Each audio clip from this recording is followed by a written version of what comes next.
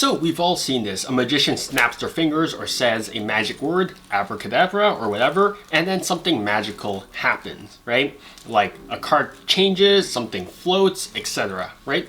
This is what we call a magic gesture or a magical gesture, which we can define as sort of a deliberate action meant to sort of signal to the audience that something magical had happened during that exact moment.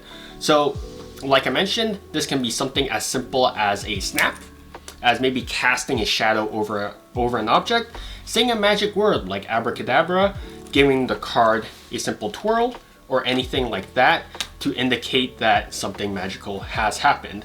Now, obviously, we all know that's all just theatrics, but is there an actual use for it? More than you would think, because why else would it have survived for so long? So what are the uses regarding the magic gesture? Well, first off, theatrics. I mean, let's not fool ourselves, magic is 90% theatrics, right? But what if you happen to remove those theatrics? What do we have left? Now, let's just say as an example, if we take a card, we turn it around and then show that it's changed, that's very boring. But if we take a card, turn it over, give it a spin, and then a pause, and then show it's changed, that completely elevates the effect. Even though it's something so simple, right? It's just, I mean, I can probably say it's just a double lift. But the fact that I added so many theatrics, that I added so much tension before the reveal, that actually helped elevate the effect. So yes, the magic gesture does help with the theatrics of the overall presentation. The second thing regarding the magic gesture is that it is an attention grabber. Now, because the magic gesture itself is theatrics, it by itself is also a distinct moment where things inherently change, where the magic happens. So wherever you do the magic gesture, you tend to slow things down, you tend to build tension, and that in of itself actually tells the audience members that something is happening, that something is about to change, and that is something worth paying attention to. The third use of the magic gesture is for audience interaction. So now that you have people's attention when you're preparing to do the magic gesture, you can actually implicate them. You can drag them along and you can just do whatever they want, right? So you can have the audience members themselves do the snap. You could also have them do whatever magic gesture that they want. So for example, you can actually have them decide on a magic word. You can have them like, oh, what's your magic word for doing whatever? And then they can say like whatever, like Shazam or something like that, right? So then you're actually letting them like take control of the effect for just a brief moment. You're giving them the power, so to say, right? You're letting them dictate the moment. It makes your overall effect just a bit more interactive and makes the audience members actually feel needed, right? Because sometimes I feel like, especially when you're watching magic, that you're just sort of you're watching sort of theater, right? But magic isn't necessarily theater. There is a interaction aspect to it.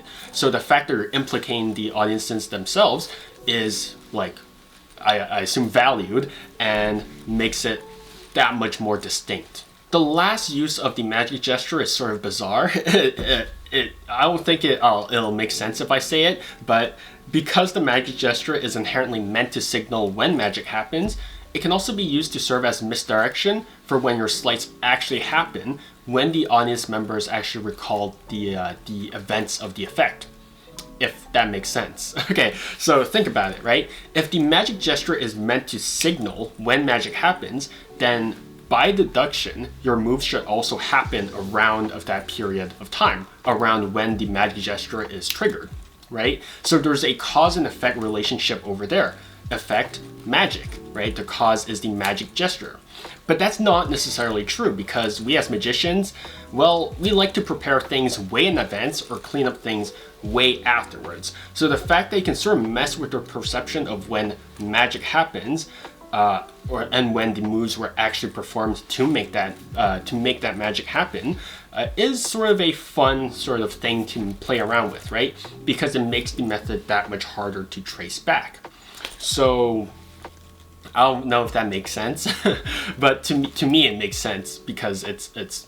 So yeah, that was just a short video on the magical gesture and what are its uses, right? Because honestly, when I first started scripting this video, I was like, why do we actually do the magic gesture? But then it sort of evolved into whatever this video is, and I sort of pondered like, why we actually did the magic gesture and why it's actually useful to our cases, right? But yeah, so don't actually hesitate to actually incorporate the magic gesture into your routines, because I know it feels stupid sometimes, and I also do feel stupid snapping my fingers sometimes, but it does have its uses, and you can't deny the fact that if it's useful, it's not stupid, right? But there's also something regarding the magical gesture that I do want to point out. It's that you should actually try and play around with the different magical gestures, right?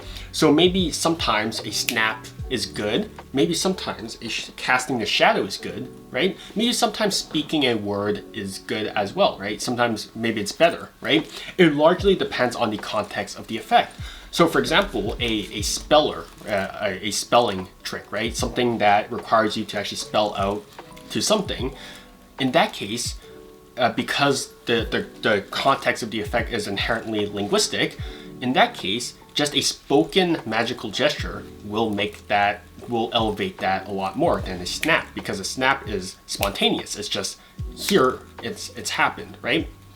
But if you do something like a spoken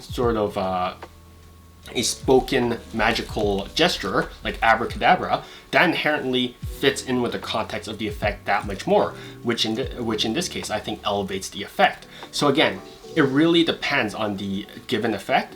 So yeah, don't hesitate to play around with different magical gestures depending on different effects.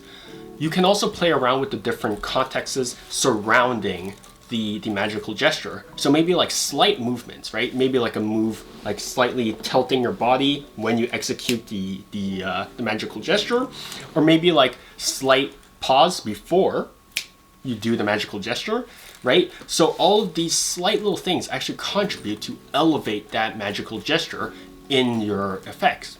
So don't hesitate to play around with the magical gesture itself, as well as the things surrounding the magical gesture, okay?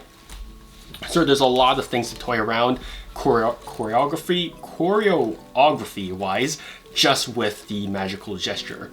And yeah, again, it has its own uses, so don't hesitate to play around with those gestures. I don't know why I botched that word absolutely.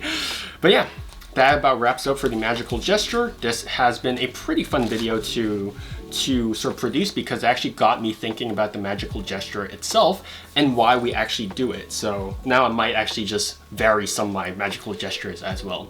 Okay, but I think that about wraps it up. Stay safe, stay healthy, and see you guys next time.